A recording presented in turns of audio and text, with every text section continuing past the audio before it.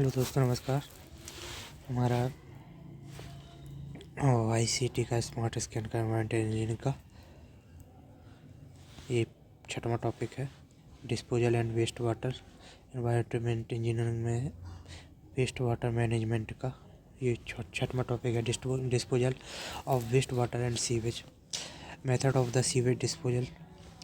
ये क्या मेथड होते हैं? तो नेचुरल मेथड में क्या होता है? In the natural method sewage that is a disposal into the river drain with no treatment or with initial treatment. Dilution method क्या होता है? This method is used for large cities. This method is done by the disposal in river, disposal in the sea, disposal in lake or pond. तो ये dilution method है। कहाँ पे use किया जाता है? फॉर द लार्ज सिटीज़ पूछा जाता है, तो याद रखने के लिए topic for the large cities के लिए यूज किया जाता है। BIS standard for sewage disposal. Parameter क्या क्या होने चाहिए डोमेस्टिक सीवेज के और इंडस्ट्री सीवेज के, जो कि हम डाइल्यूशन मेथड में यूज कर सकते हैं। Discharge into surface water, surface पर अगर करना है तो उसके लिए BOD कितनी होनी चाहिए डोमेस्टिक सीवेज की? 20 ppm से ज़्यादा नहीं होनी चाहिए।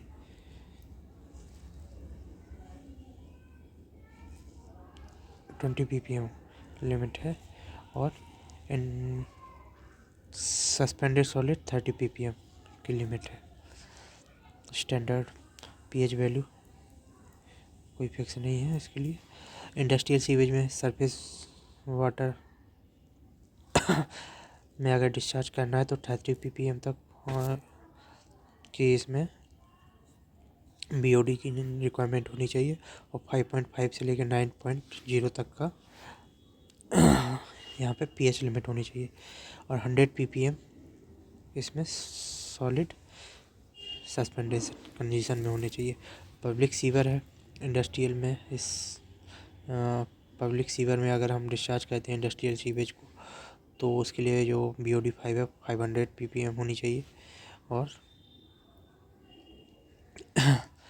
5.5 से 9 के बीच में pH वैल्यू होनी चाहिए। सस्पेंडेड सॉलिड जो है ना 600 ppm होनी चाहिए। तो यहाँ पे एक बार फिर से डोमेस्टिक कंडीशन में, इंडस्ट्रियल कंडीशन में डिस्चार्ज वगैरह अगर surface into surface water source में होना है, सरफेस वाटर सोर्स में पब्लिक सीवर में BOD कितनी होनी चाहिए? 20, 30, 500 ppm। pH 5.5 से 9 के बीच में। Suspended solid 30, 100, 600। 20, 30, 500, 30, 100, 600। ठीक है। डाइल्यूशन फैक्टर,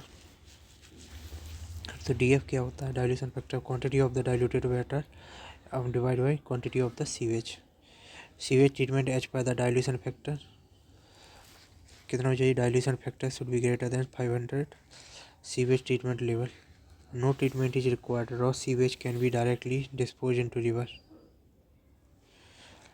डाइल्यूशन फैक्टर अगर 500 से ज़्यादा है तो no treatment is required. Raw sewage can be directly dispose into river. D+SB JEE में पूछा गया था 2022 में। काफ़ी दिन से D+SB की जो वैकेंसी नहीं आई है, 22 या 22 में ही आई थी शायद, उसी के बाद से। अगर 300 से 500 है तो sewage should be release into the river after the plain sedimentation. So the volume of the suspended solid should not be exceed 150 ppm। Suspended solid का वॉल्यूम कितना नहीं होना चाहिए? उससे ज़्यादा नहीं होना चाहिए। should not be exceed 150 ppm। अगर डाइल्यूशन फैक्टर 150 से 300 है, 150 से 300 है, तो sewage should be sediment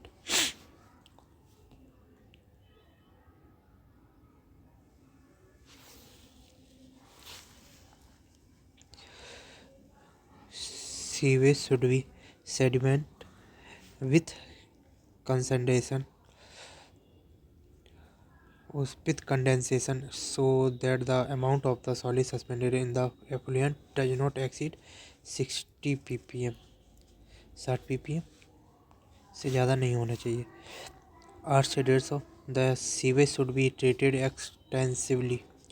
The content of the suspended solid should not be greater than 30 ppm or 5-day BOD should not be greater than 20 ppm. अगर 8 से कम है the sewage should be completely treated before its discharge into river.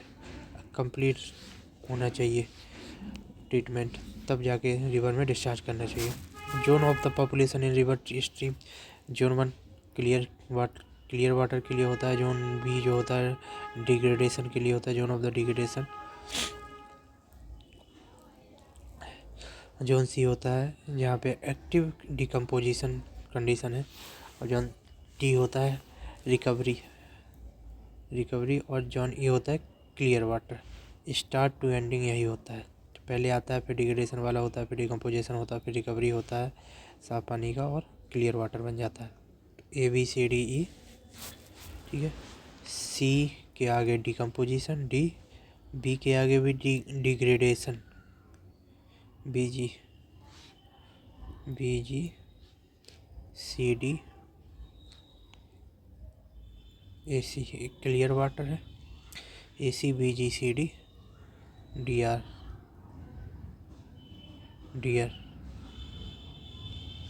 और EC. AC electronics वाले AC सुधारते हैं. BD GD BG degradation. BD degradation और decomposition. CCC CDC decomposition. ठीक है.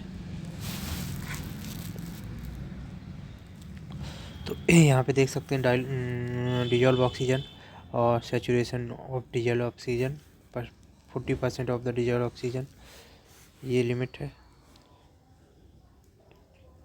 तो यहाँ पे जैसे जैसे हम यहाँ पे बढ़ते हैं एक्टिविटी ऑफ द डिकम्पोजिशन के साइड में जोन, तो यहाँ पे हमारा ये यहाँ पे क्लियर वाटर था अभी. उसके बाद इसमें जब जैसे ही हमने वो मिलाया तो zone of the degradation saturation DOD यहाँ से घटा और घटते घटते यहाँ पे आया. पहला जोन, दूसरा जोन, तीसरा जोन, चौथा जोन, पांचवा जोन. पहले जोन में क्या है क्लियर वाटर है. दूसरे जोन में जोन ऑफ द डिग्रेडेशन है, घट रहा है. फिर तीसरे जोन में zone of the active decomposition, ख़त्म हो गया यहाँ पे बैक्टीरिया. धीरे धीरे जोन ऑफ द रिकवरी में क्या होगा कि बढ़ेगा फिर सेचुरेशन डिजॉल्व ऑक्सीजन, और फिर पाँचवें में क्लियर वाटर हो जाएगा. Zone of clear water 1 to 5 मिल सकता है. Dissolve oxygen rise up to its saturation value. Clear water and pressure of fishes and presence of the fishes. Dissolve oxygen rise up its saturation limit तक value clear water and presence of the fishes. Zone 2 में क्या होता है, zone 1 में और 5 में value saturation में होती है डिजॉल्व ऑक्सीजन की, और फिश का वहाँ पे प्रेजेंस होता है. मछलियाँ पाई रह सकती हैं वहाँ पे, जिंदा प्रेजेंस होता है वहाँ पे मछली. दूसरा जो डिग्रेडेशन जोन है हमारा, dissolve oxygen fall due to the decomposition of the organic matter. This zone organic matter के डिकम्पोजिशन की वजह से यहाँ पे जो लेवल है वो फॉल होता है. Water become dark and turbid fishes में presence while algae are absence. Algae absence होती है, एल्गी इसमें नहीं है.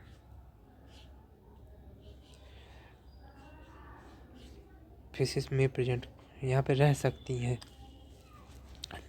In this zone dissolve oxygen reduce up to 40% तक जाती है. इन सेचुरेशन जोन 2 में 2 दूनी 4% 40% तक चली जाती है. The zone of the decomposition, तीसरे जोन में क्या होता है एक्टिव डिकम्पोजिशन है. यहाँ पे UPPCL में पूछा गया है. In this zone exist heavy population and water is very dark and turbid. Dark और टर्बिड हो जाता है. Dissolve oxygen fall to zero हो जाती है and critical oxygen deficiency occurs. तो fishes and algae are absence in this zone. इसमें algae और फिशेस दोनों नहीं होती है. इसमें केवल एल्गी नहीं थी जोन सेकंड में, लेकिन इसमें एल्गी के लिए भी कुछ नहीं बचता है, इसलिए एल्गी भी नहीं होती यहाँ पे. और in this zone H2S carbon dioxide and methane gas generated. Zone of the four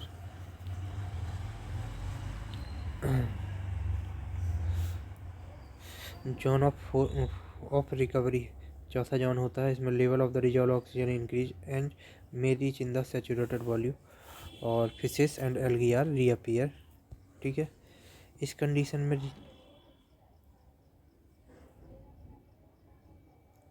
clear water fishes of presence of the ये होता है. इसमें अपीयर क्यों नहीं है? तब इसमें भी तो अपीयर होना चाहिए. एल्गी इसमें भी.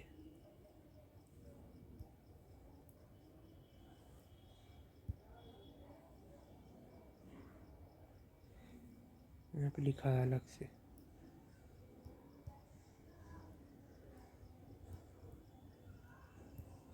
कंफर्म किया जाएगा, वैसे तो इसी का माना जाएगा. इसमें fishes and algae are reappear. Nitrate sulphate phosphate start appearing in this zone. Dissolve content rise up to 40% of the saturation dissolve value.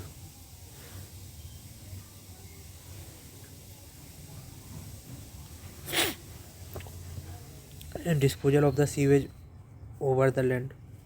Disposal क्या होता है? Disposal of the sewage effluent on a land can be done either effluent irrigation और sewage farming. अगर irrigation के लिए use किया जा रहा है या सीवेज फार्मिंग की जा रही है तो उसके लिए हम लैंड पे छोड़ सकते हैं. The allowed disposal rate of the applicable of the sludge on land is determined by the nitrogen content of the sludge. Nitrogen content के अकॉर्डिंग ही हम की एक वैल्यू के अकॉर्डिंग ही हम उसको अलाउ करेंगे कि आप उसको ऑन द लैंड डिस्पोजल कर सकते हैं या नहीं. Determined by nitrogen content. The maximum quantity of the dissolve oxygen at the Noon is in winter season and in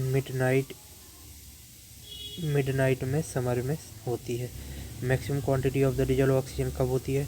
एक तो विंटर में, अगर दोपहर में है तब, क्योंकि बाकी टाइम पे तो ठंडक रहेगी तो एक्टिविटी कम हो जाएगी.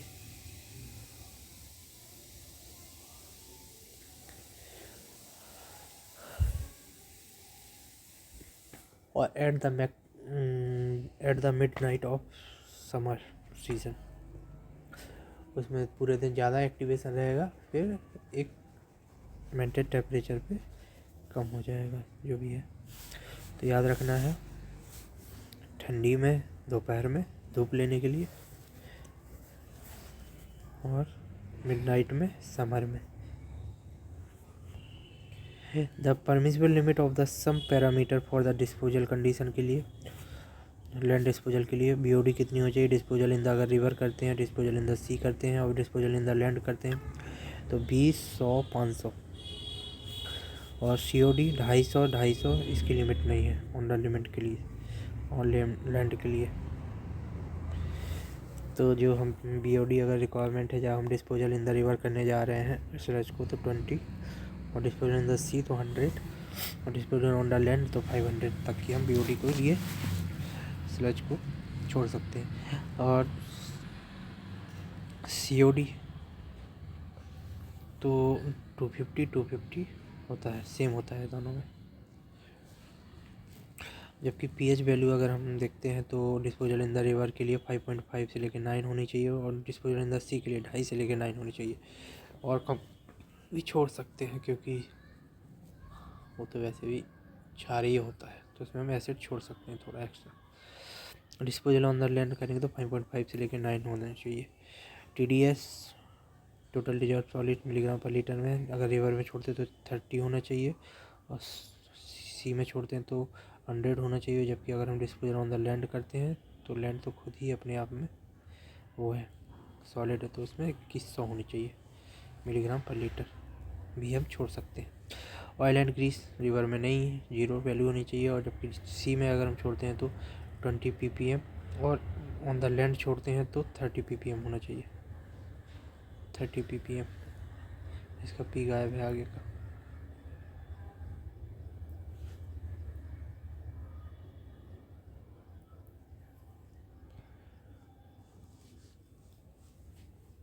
20 and 30 ppm. की पॉइंट हमें ध्यान रखना, the pyrolysis process is endothermic pyrolysis में एंडोथर्मिक बाहर ऊर्जा का प्रदान बाहर होता है. Pyrolysis process. The analysis of the carbonaceous aerosol. The particulate sample must be collected on the quartz filter.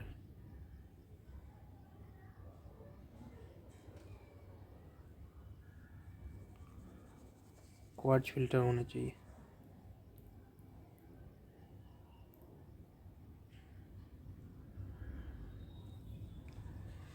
Analysis of the carbonaceous aerosol. The particular sample must be collected on quartz filter. In sanitary landfill, control on the leachage movement into ground can be accomplished by the landfill sealant. Sanitary landfill अगर हम करते हैं तो control of the leachage movement into ground can be accomplished by landfill sealant. Soak pit are the preferable where soil is porous. पानी आराम से बह जाएगा. For incineration and deep burial of biomedical waste, yellow color bag is used. Biochemical waste के लिए हम yellow colour रखेंगे.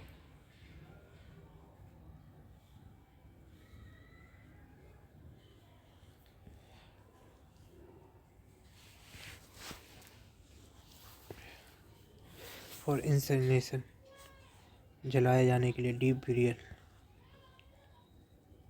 अच्छे से जलाने के लिए. Analysis of the carbonaceous aerosol and particular sample must be collected on the quartz filter. Sewage sickness क्या होती है? When sewage is applied continuously on a piece of the land, the soil pores when sewage is applied continuously on a piece of land, the soil pores or voids may get filled up and clogged with the sewage matter retained in them.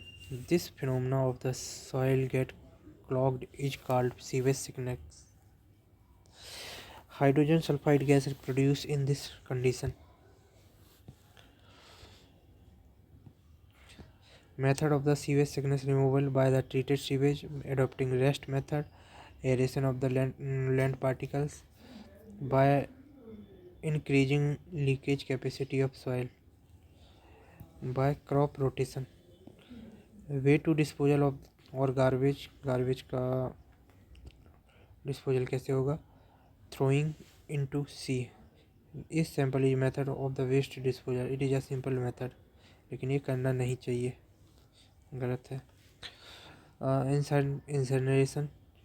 The where there is a lack of the proper place to dump and garbage it is burnt in the furnaces. Most suitable method for the urban area by incineration, the garbage and all germs that grows in it are destroyed. कोई भी germs नहीं, bacteria नहीं बचता इसके साथ अगर हम कर दे इंसिनरेशन कर देते हैं. Dumping on the land, garbage is taken out of the slum and dumping in low-lying site or pits. Slum के लिए होता है. Layout of the slum, taken out of the slum. Pulverization क्या होता है? This method of waste disposal is adopted in advanced countries. Advance country में use किया जाता है. Pulverization. Composition. This ecological adapted method of the solid waste. This ecologically adaptable method of solid waste disposal for rural areas, preparation manure from waste is the best way to dispose it. Waste is the best way to dispose it. Burning it is adopted for rural areas.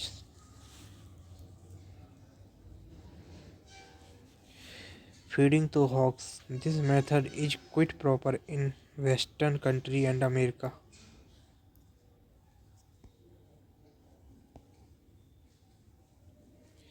Quite popular in Western country. Feeding and hog.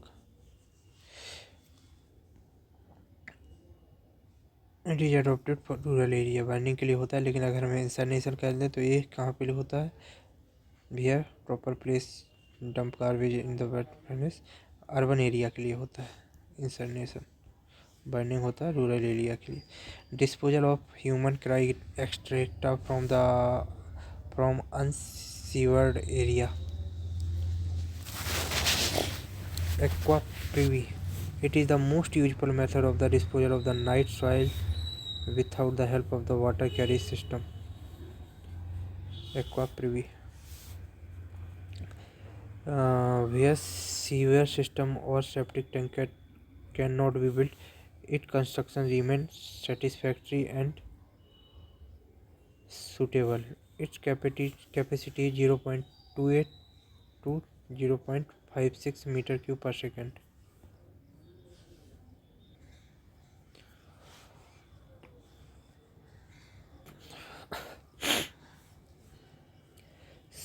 Seepage pool. Cesspool. It is a tank used to the temporary collection and storage of the sewage waste. Leaching cesspool. This pools serve as both sewage pool and septic tank. It is a more useful to such a place where the groundwater level is very low. ये हमारा 6वां chapter complete हुआ. 7वां बचा है, इसमें 4 chapter 4.5 है. चलिए 7वां भी हम कंप्लीट करते हैं.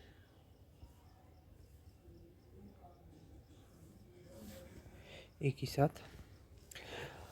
Pollution, air and noise pollution. इसमें काफ़ी सारा पूछा जाता है नॉइज़ पॉल्यूशन से. एयर से तो कम ही पूछा जाता है. The undesirable gas, the particle presence in the air, the case of the negative impact on the human health or life is called air pollution. 7वां टॉपिक है. Air pollution are classified as the two type. The type of the pollutant, natural pollutant, anthropogenic pollutant. तो natural pollutant में dust, pollens, फोस fire, volcanoes. जबकि anthropogenic pollutant में primary pollutant और secondary pollutant. तो primary pollutant क्या होते हैं? 90% होते हैं जो कि पोल्यूशन करते हैं एयर का. जो फाइनल पार्टिकल लेस देन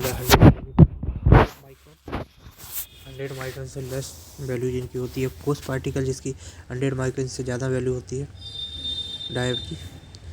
और sulphur dioxide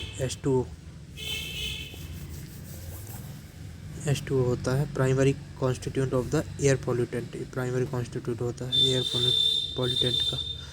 the oxide of the nitrogen NO2, carbon monoxide CO, halogen compounds हो गए ये भी. और वॉलेटाइल ऑर्गेनिक कंपाउंड हो गए. लेड PB हो गया. रेडियो एक्टिव सब्सटेंस हो गया.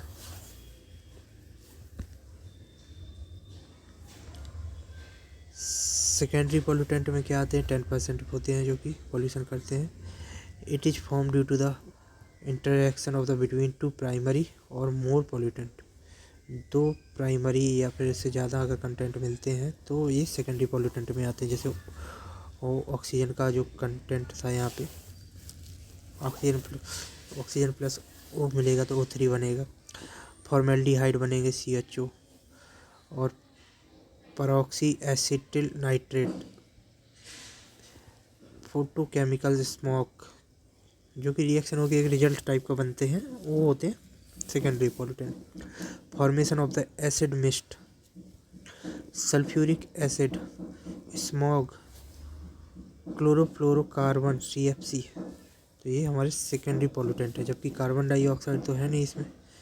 और CO मोनोऑक्साइड है प्राइमरी, यहाँ पे सल्फर डाइऑक्साइड है वही प्राइमरी है, और नाइट्रोजन डाइऑक्साइड भी प्राइमरी है। तो ये सब हमारे पूछे जाते हैं, इम्पोर्टेंट है ये।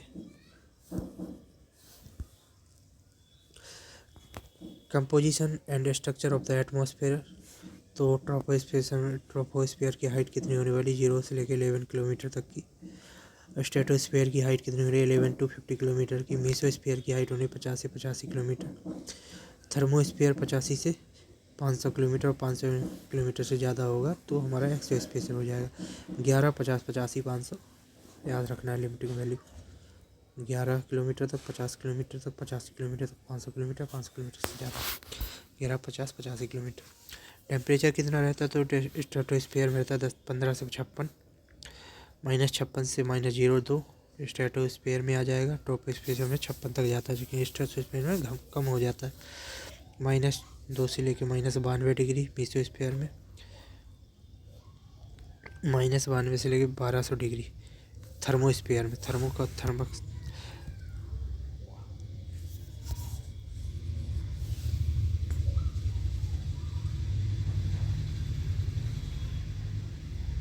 तो थर्मोस्फेयर में 92 डिग्री से लेकर 1200 डिग्री होता है।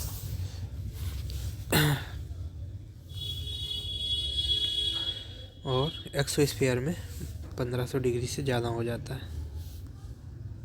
ऐसे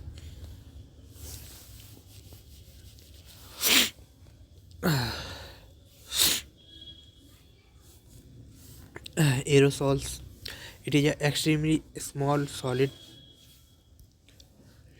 or liquid particle suspended in the atmosphere is called aerosol. It is classified into a smoke, dust, fume and mist. Smoke भी होता है, डस्ट भी होता है, फ्यूम भी होता है और मिस्ट भी होता है, उसे एरोसोल कहते हैं। The suspended particle matter SPM क्या होता है, dust. It is use to the describe airborne solid particle that range is in size from 1 to 1000 micron. Dust क्या होता है, 1 से 1000 माइक्रोन की वैल्यू को डस्ट कहते हैं। Smoke vaporous matter with suspended particle of the carbon arising from incomplete combustion. Smoke होता है, इसकी वैल्यू क्या होती है, 1 माइक्रोन से छोटी होती है। मिस्ट क्या होता है, इसकी 10 माइक्रोन से छोटी होती है, स्मोक से थोड़ा बड़ा होता है। It is a liquid particle mist. Fog क्या होता है, it is indicate of the mass of the smoke dust ETC obscuring at the atmosphere. Mass है 0 से लेकर 10 होती है इसकी वैल्यू। स्मोक 1 माइक्रोन और डस्ट मिस्ट 10 माइक्रोन, दोनों को 0 से लेके 10 माइक्रोन तक फॉग होता है।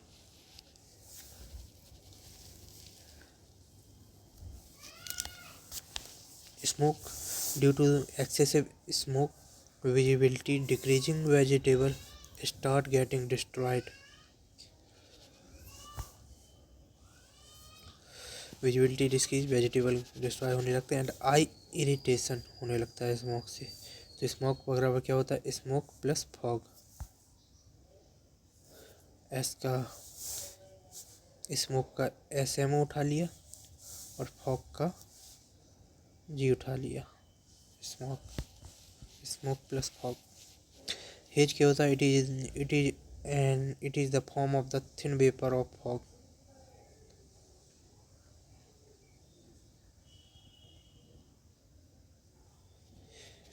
It is the form of the thin vapor of fog, smoke, dust, etc. in the air. Hedge कहलाता है। Main gases responsible for the green house effect and it's percentage. Carbon dioxide CO2 होती है, 57% होता है इसका।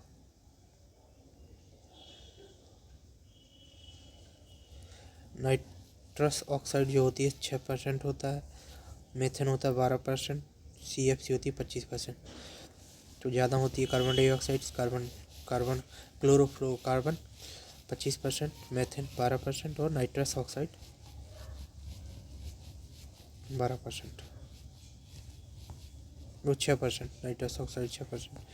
Green house gases में कौन कौन सी आती है, तो मीथेन आती है, कार्बन डाइऑक्साइड आती है, ओजोन आती है,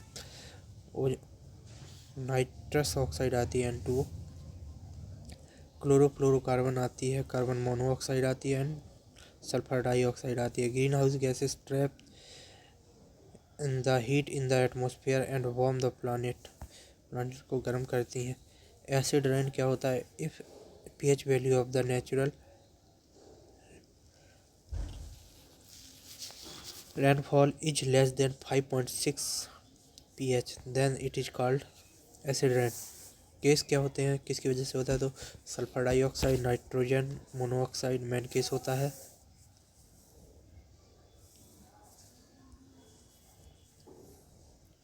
मेन केस है ये। H2SO4 HNO3 etc gases। H2SO4 harm the soil and plant mostly। The main cause of the depletion of the ozone layer is CFC, chlorofluorocarbon. IO क्या है, indoor air quality.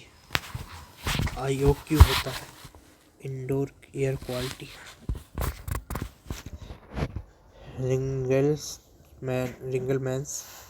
Ringelmann's scale is used to measure the smoke density. Ringel, लोग जो ज़्यादा पियक्कड़ होते हैं ना, मतलब सिगरेट वगैरह, तो रिंगल बनाते हैं ना बड़े बड़े।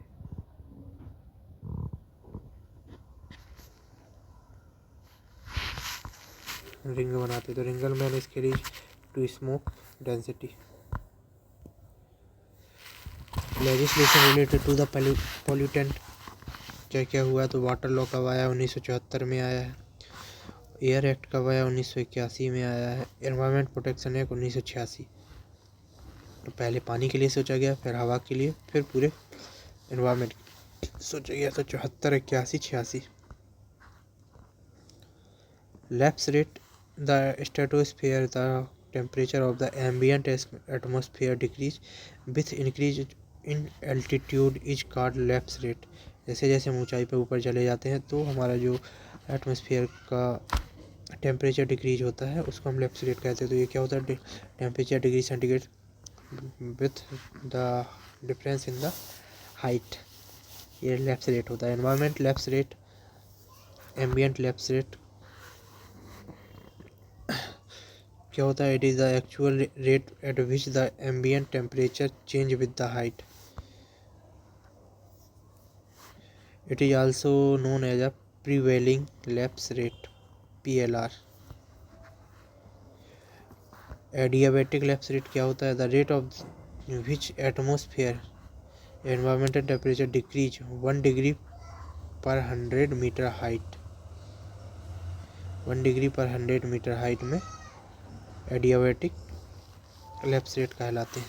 ठीक है, A for 1 degree per 100 metre height पे with the increasing altitude is known as the adiabatic lapse rate. If lapse rate is a positive then temperature decreases with height। temperature decreases with height। positive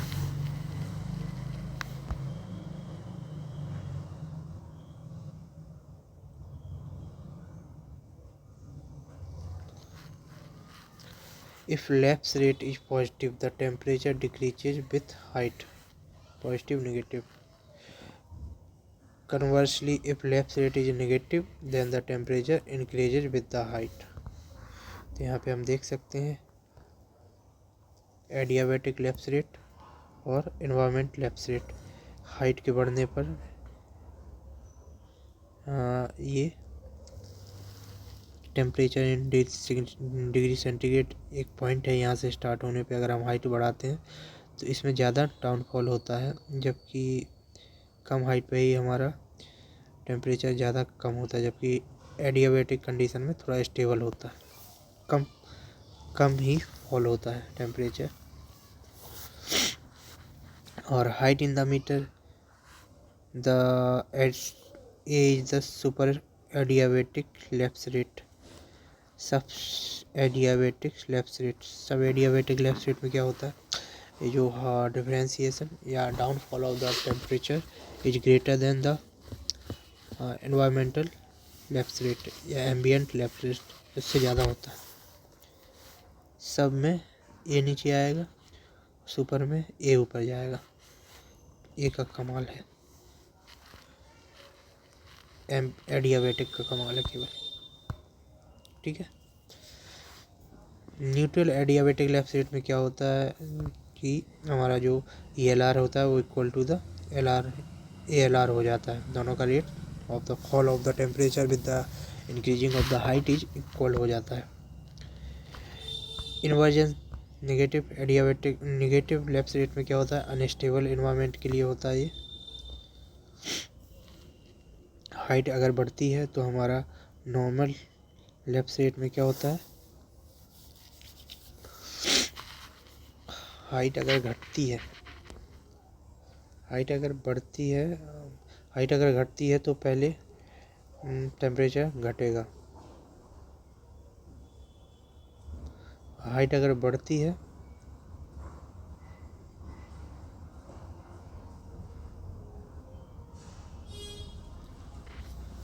negative lapse rate ये है, normal lapse rate ये है।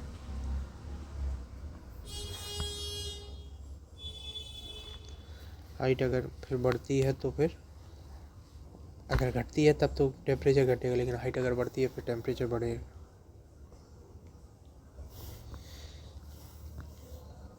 की point क्या है, according to the ministry of the environment forest and climate change the government of the India waste the water can be used for the propagation of the wild life and fisheries. Class D.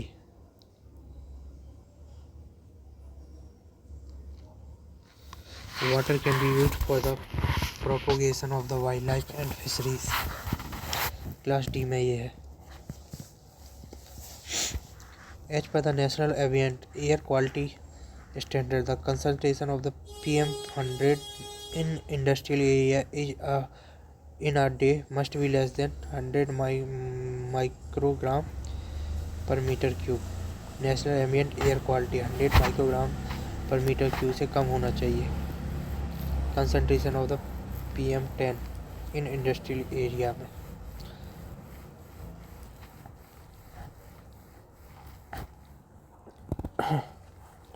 The hazardous pollutant released from the LEDs is arsenic. LEDs में क्या होता है, arsenic पाया जाता है।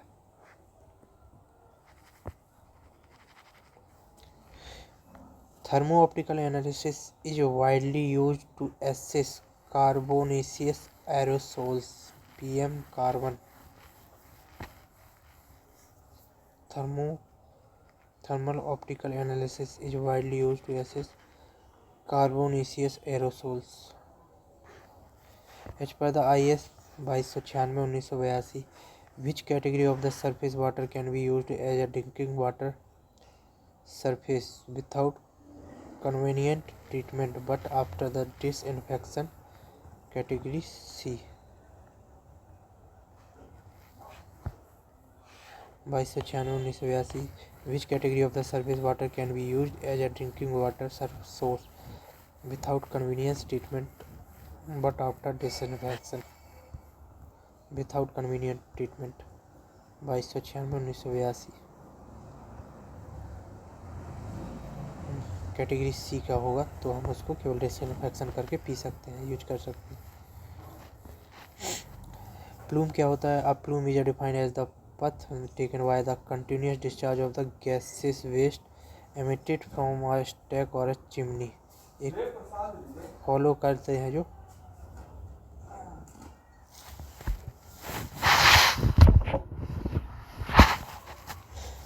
उसको हम plume कहते हैं। The shape of the path of the plume depends upon the localised air quality. Localised air quality के लिए the shape of the path of the plume depends upon the localized air stability। Source of origin of plume is called stack। Source होता है उसको हम stack बोलते हैं, ये stack है।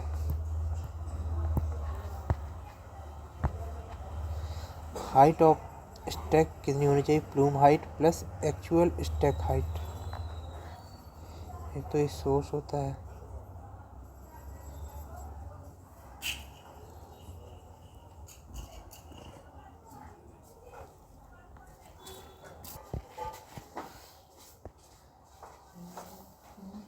Effective height of the stack क्या होता है? Plume height plus actual stack height.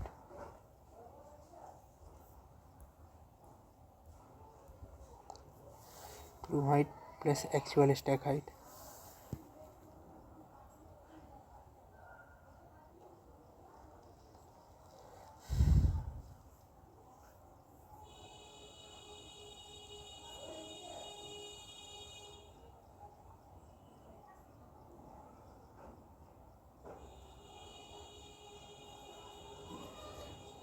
A plume is defined by the path taken by a continuous discharge of the gaseous waste emitted from a stack or a chimney. The shape of the path of a plume disposal depends upon the localized air stability. Source of the origin of the plume is called stack. Effective height of the stack क्या होना चाहिए? Plume height plus actual stack height. Plume height plus effective plus actual stack height. Wind velocity क्या होता है? You बराबर you not Z upon Z not की power के। यहाँ पे जेड नॉट का height of the anemometer is kept. The you not क्या होता है? Wind speed at the any height Z के बराबर कांस्टेंट। फॉर लार्ज रेट के बराबर होता है 1/9 और फॉर मार्क्ड इनर विजन के बराबर 1/3 और average value 1/7। Note super adiabatic lips rate ELR is greater than ALR. Super adiabatic lapse rate में क्या होता है? ELR downfall of the temperature is greater with the adiabatic condition. Super adiabatic condition हो जाएगा adiabatic lapse में। Sometimes temperature increase with the height, which is known as inversion. Temperature के साथ height बढ़ती है, हाइट के साथ टेम्परेचर बढ़ता है तो इसको हम कभी कभी इन्वर्जन बोलते हैं। लेकिन हाइट के साथ टेम्परेचर डाउनफॉल होता है जहाँ तक एडियाबैटिक लेफ्ट से कहलाता है वो।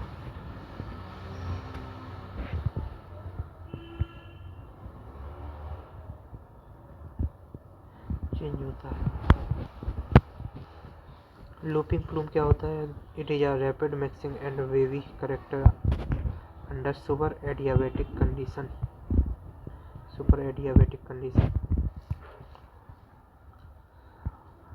When some atmosphere is highly unstable and under strong lapse rate, it takes place when the atmosphere is very unstable. When the rapid mixing and wavy character under super adiabatic conditions, when atmosphere pressure is highly unstable and strong lapse rate.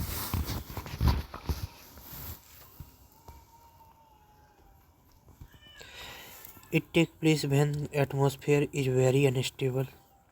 Wind speed is greater than 10 meters per second. Condition ELR is greater than ALR or ELR is highly greater than DLR. And also higher stacks are needed. इसको looping plume कहते हैं। फिर ये होती है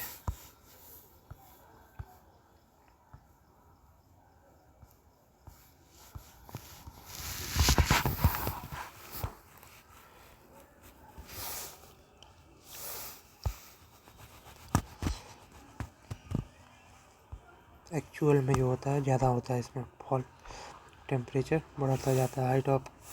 height बढ़ रही है, टेम्परेचर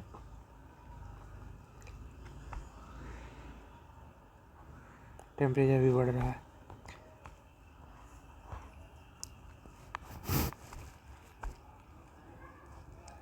टेम्परेचर घट रहा है इस कंडीशन में। कोनिक प्लूम क्या होता है? Pollutant travel Fairlie long distance before reaching ground is significant amount conic plume कहलाता है। Occurs when wind velocity is greater then 32 kilometre per hour and सब adiabatic condition ELR is less than ALR.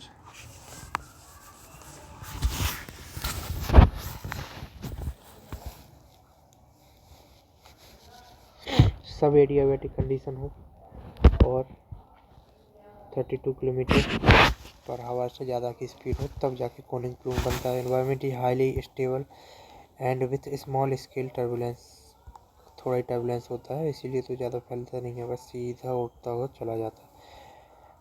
This it is most likely होगा during cloudy और windy periods. ठीक है। Natural plume क्या होता है? Natural plume is upward vertical rise of the plume from the stack. Upward vertical rise ऊपर चला जाता है। Upward vertical rise equal to the ELR equal to the ALR। Fanning plume क्या होता है? It is a most favourable plume. It occur when the extreme inversion condition caused by negative ELR। Negative ELR में क्या होता है? Fanning होता है। Emission will spread only horizontal. High rising stacks are required.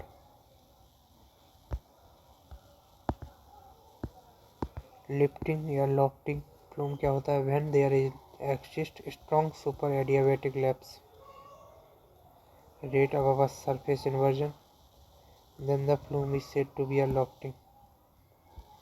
It have minimum downfall mixing, but upward mixing will be quick, turbulent and rapid.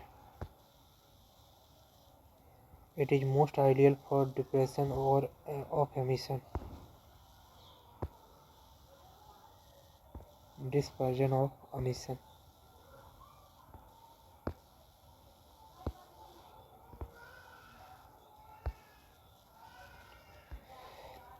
Strong super adiabatic lapse rate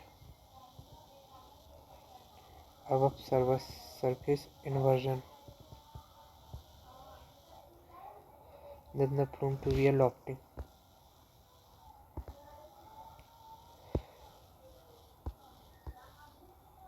Fumigating plume क्या होता है?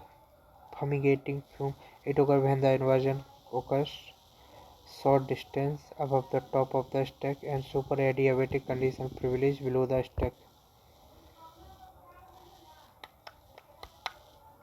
It is just opposite of the lofting plume. Lofting का हो जाएगा fuming. Trapping plume क्या होता है? When inversion layer exist above the emission source as well as below the source emitted plume will neither go up or nor go down. The plume is not ideal dispersion of pollutant as it cannot go above the certain height.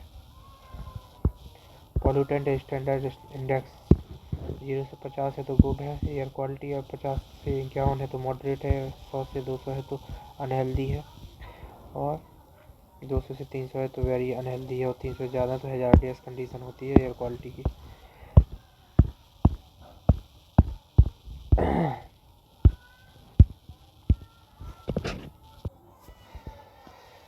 Major instrument use to control air pollutant: bag house filter, cyclonic separate, electroprecipitator, gravity setting chamber, centrifugal collector in the cycle, fabric filter.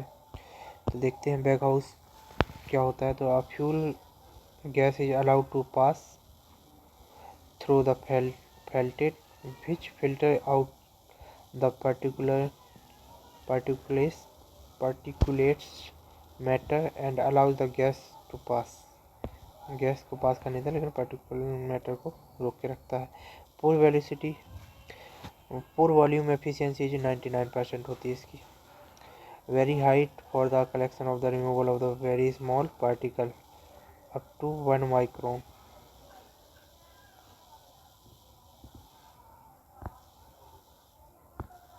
very high for the collection and removal of the very small particles.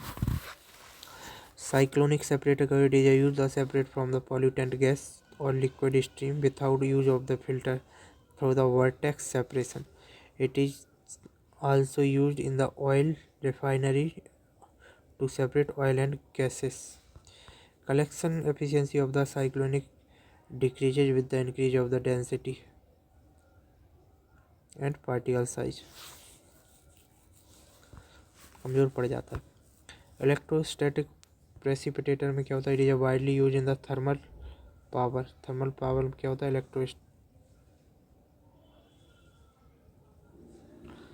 Electrostatic precipitator होता है. The plant pulls pulp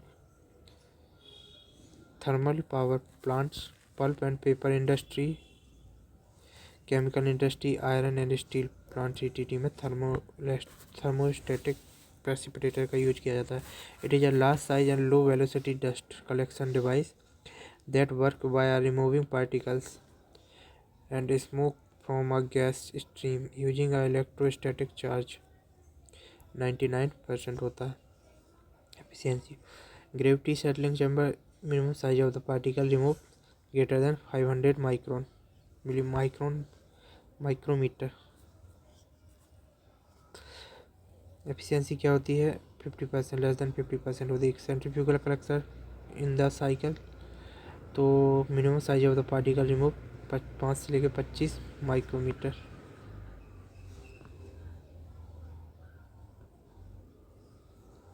efficiency जो होती है 50 से 90% होती है. Fabric minimum size of the particle remove greater than 1 micrometre. Efficiency 99%.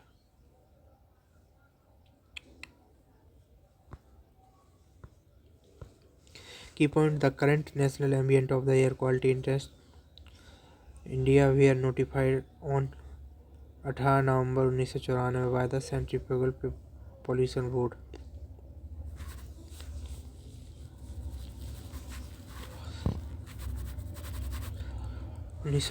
से air quality standard का नोटिफिकेशन किया जा रहा है.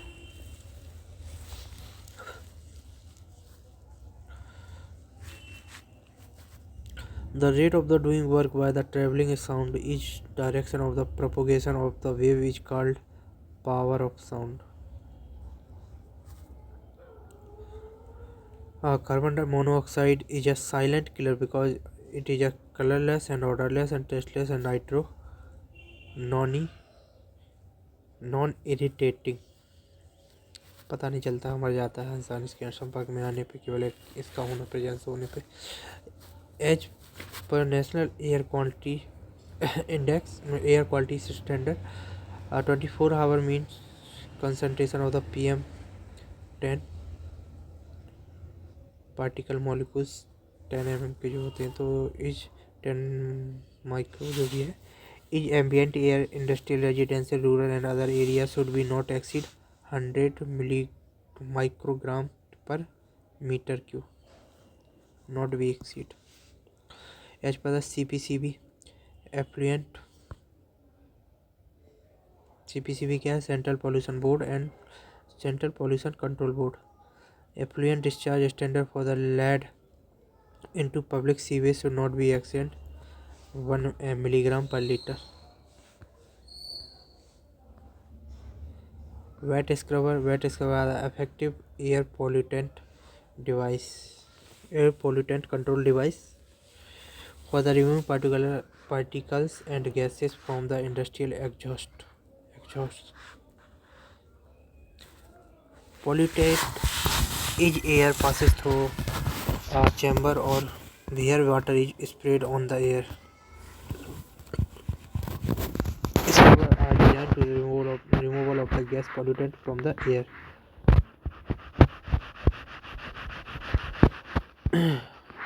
It is very effective, efficient process of the separate dirt from the ambient air. Wet scrubber are 3 type के होते हैं: cyclonic scrubber, spray tower और वेंचुरी स्क्रबर. जो साइक्लोनिक स्क्रबर होता है, रिमूवल पार्टिकल साइज 2.5 माइक्रोमीटर से ज़्यादा का साइज को हम रिमूव करते हैं। इसकी एफिशिएंसी होती है लेस देन 80%। और सेकेंडरी टाइप का होता है वो ग्रेटर देन 10 माइक्रोमीटर को हम यूज करते हैं, एफिशिएंसी लेस देन 80%। और इवेंचुअली स्क्रबर होता है गैस पार्टिकुलर कंटामिनेटेड और रिमूवल्स गैसेस एंड पार्टिकुलेट कंटामिनेट्स और रिमूव जो होता है रिमूवल पार्टिकल ग्रेटर देन 3.5 मिली माइक्रोमीटर। इसकी एफिशिएंसी होती है 99% से थोड़ी कम होती है। नॉइज पोल्यूशन क्या होता है? Effect of the noise on a human being. Noise level 0 decibel में 105, 110, 120, 125, 135, 140, 150। इफेक्ट ऑब्जर्व क्या होता है? थ्रेशोल्ड और ऑडियोबिलिटी 0 होती है, थ्रेशोल्ड ऑडियोबिलिटी होती है। 105 होता है significant change in the pulse rate. इंसान के अंदर क्या होता है? पल्स रेट थोड़ी बढ़ जाती है 105 में। 110 में क्या होता है? स्टिमुलेशन और रिसेप्शन इन स्किन। स्टिमुलेशन होता है, बदलाव होने लगता है स्किन पे 110 में। 105 में हार्ट रेट बदलती है, पल्स रेट बदलती है। और 110 में स्किन का स्टिमुलाइजेशन होता है, स्टिमुलेशन होने लगता है। 120 में पेन थ्रेशोल्ड, पेन क्रिएट होने लगता है। 130 से 135 न्यूजिया, वोमिटिंग, डिजीनेस होने लगता है। और 140 से ज़्यादा होते तो पेन इन द ईयर होने लगता है। 150 होने पे बर्निंग ऑफ स्किन होने लगती है। नॉइस लेवल अगर होता है तो बर्निंग ऑफ स्किन 150 पे होती है, जबकि पेन इन द ईयर 140 पे होता है। 130 से 135 पे नोइजिया वोमिटिंग होने लगता है। 120 में पेन थ्रेशोल्ड होता है। 110 में स्टिमुलेशन ऑफ द ईयर। 105 में significant change in the pulse rate. और 0 पे थ्रेशोल्ड ऑफ द ऑडिबिलिटी होती है। मेजरमेंट ऑफ द साउंड क्या होता है? साउंड लेवल एल बराबर log 10 Q upon Q nought in bel equal to 10 into log 10 of Q upon Q nought बराबर in decibel में हो जाएगा। ये कोई और यूनिट है, कंफर्म नहीं है, लेकिन डेसिबल में 10 into log 10 Q upon Q not होता है। साउंड इंटेंसिटी लेवल डेसिबल में क्या होगा? एल आई बराबर log 10 log 10 आई अपॉन 10 की पावर 12 आई हो जाएगा यहाँ पे। साउंड इंटेंसिटी वाट per metre square. Sound pressure क्या होगा?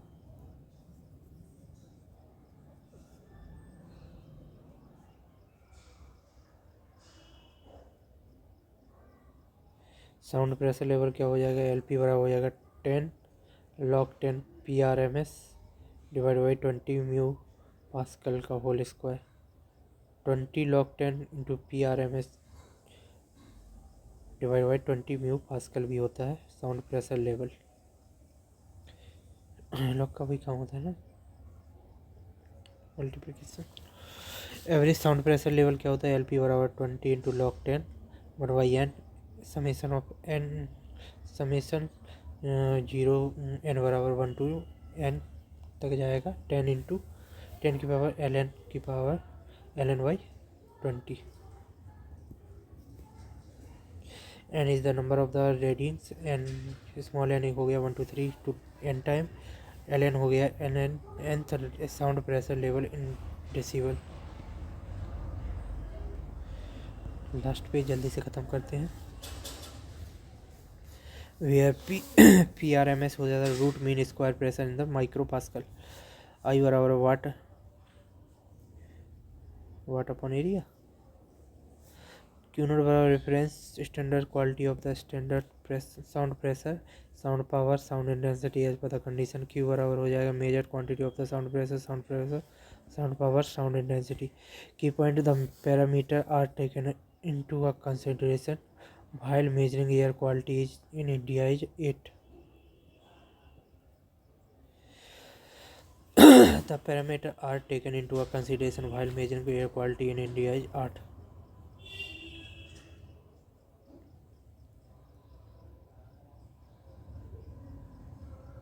As per the National Ambient Air Quality Standard 2009, the limit of the 24-hour average concentration for S2O is 8 ppm.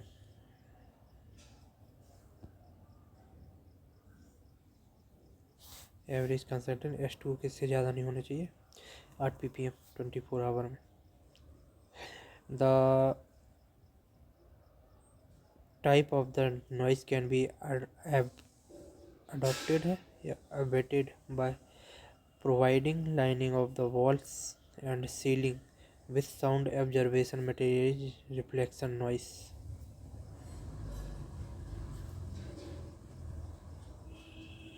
Ceiling के द्वारा, wall के द्वारा क्या होता है, रिफ्लेक्शन नॉइज आती है. Providing lining with sound absorbing material is called. क्या कम करती है वो नॉइज़, क्या होती है वो, रिफ्लेक्शन नॉइज़ होती है.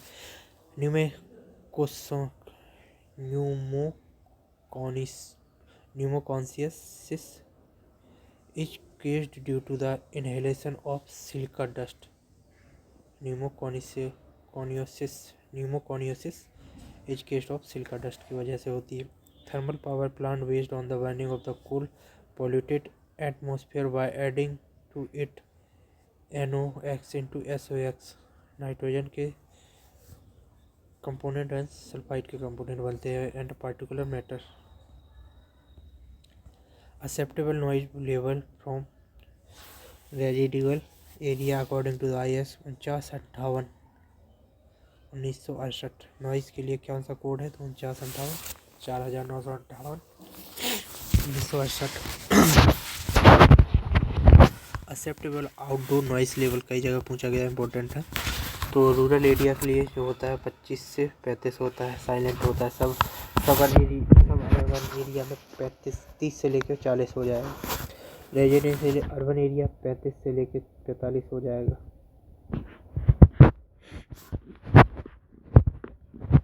35 से 45. और urban area residential and business हो जाएगा तो 40 से लेकर 50. और सिटी एरिया में 45 से लेकर 55. इंडस्ट्रियल एरिया में 50 से लेकर 60. तो बढ़ाते जाना है एवरेज के साथ.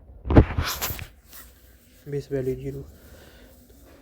25 से 35, 30 से 40,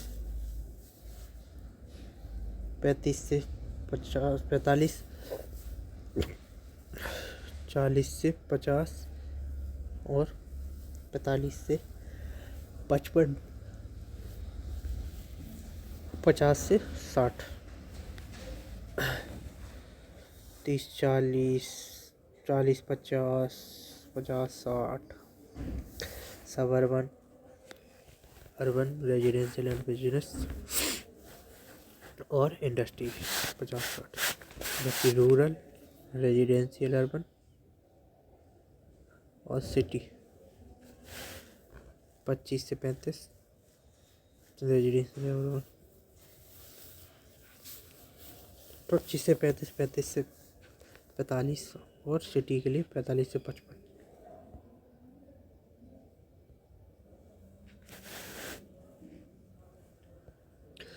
एक्सेप्टेबल इंडोर नॉइज लेवल, ये था आउटडोर.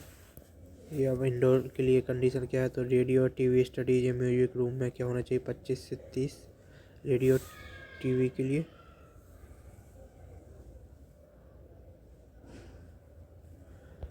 रेडियो टीवी के लिए जो होना चाहिए, रेडियो एंड टीवी स्टूडियो के लिए 25 से 30, म्यूजिक रूम के लिए 30 से 35 और हॉस्पिटल क्लासरूम के लिए 35 से 40. ऑडिट एरिया के लिए भी, apartment, hotel, home, conference hall, small office के लिए 35 से 40, court room, library, private room 40 से 55, ऑर्डर 40 से 45. 4-5 लोग इकट्ठे होते हैं, 4 लोग पकड़ के लाते हैं ना कैदी को. 40 से 45. Large public office and banks stores 45 से 50, भीड़ लगी रहती है, शोर होता रहता है. रेस्टोरेंट के लिए 50 से लेके 55.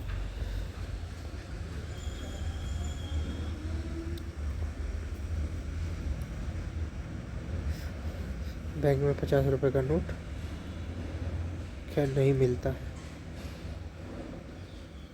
तो याद रखना है 50, 45 से 50। रेस्टोरेंट 50 से 55, कम से कम इतना रुपया तो खर्च हो ही जाएगा। रेस्टोरेंट में जाएंगे बर्गर का। Noise level limit of the various zone. A के लिए industrial area code ABCD, industrial zone, commercial zone, residential zone और साइलेंस जोन। डी होता है साइलेंस जोन। कुत्ता बिल्कुल शांति से आता है, डी फॉर डॉग, और डॉग होता है साइलेंस, कट करता है, काटता है, फिर शांति चाहता है, फिर काटता है। Category of the area zone ये हो जाएंगे। तो noise level limit day time और नाइट टाइम में क्या होना चाहिए? 75 से 70, 5 कम होनी चाहिए, 5 या 10 कम। यहाँ पे 5 कम हो रही है। इंडस्ट्रियल एरिया में 75 से 70, कॉमर्शियल एरिया में 65 से 55, रेजिडेंशियल एरिया में 55 से 45 और साइलेंस जोन में 50 से 100, 50 से 40, 50 से 40। डिग्री ऑफ द नॉइज क्या होता है? तो 120 से 140 होता है पेनफुल, 90 डिग्री एक्सट्रीमली लाउड, 60 से 80 वेरी लाउड, 40 से 50 मॉडरेट और 30 डेसिबल फेंट होता है। इंडोर लिमिट क्या होनी चाहिए? 30 डेसिबल से कम होनी चाहिए according to the world health organization. Noise greater than 75 over a long exposure can be cause hearing damage कर देता है। 75 डेसिबल से ज़्यादा है तो, या 75 साल से ज़्यादा हो जाने पे भी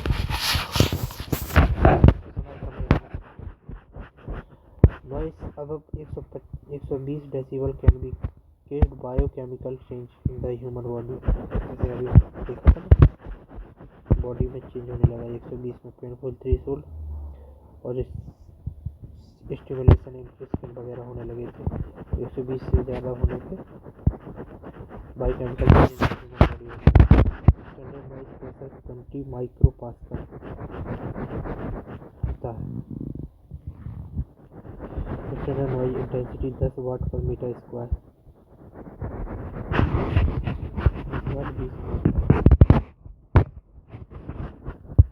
If noise level is increased 20 decibel, then noise intensity increase 10 times. Intensity increase 10 times.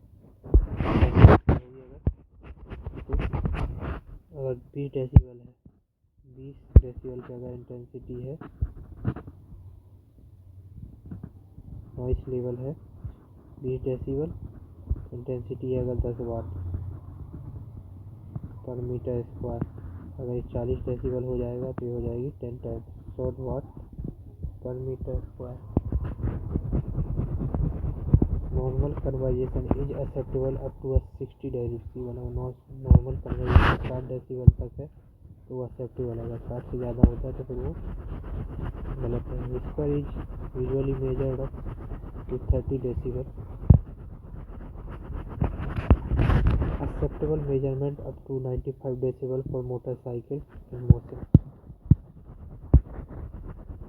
Bike निकलती है तो 95 डेसिबल का साउंड क्रिएट करती है। Whisper is usually measured up to 30 decibel।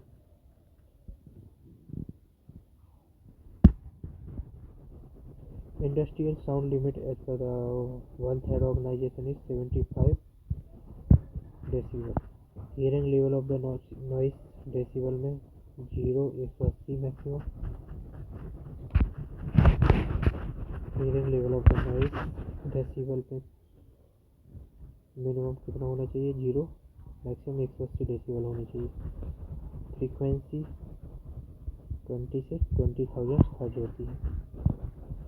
Eco क्या होता है? Sound that reflect from the surface to the listener ear is called echo. Distance between reflector and sound should be greater than 17.2 metre for the being echo. Echo होने के लिए कितने metre की distance होनी चाहिए?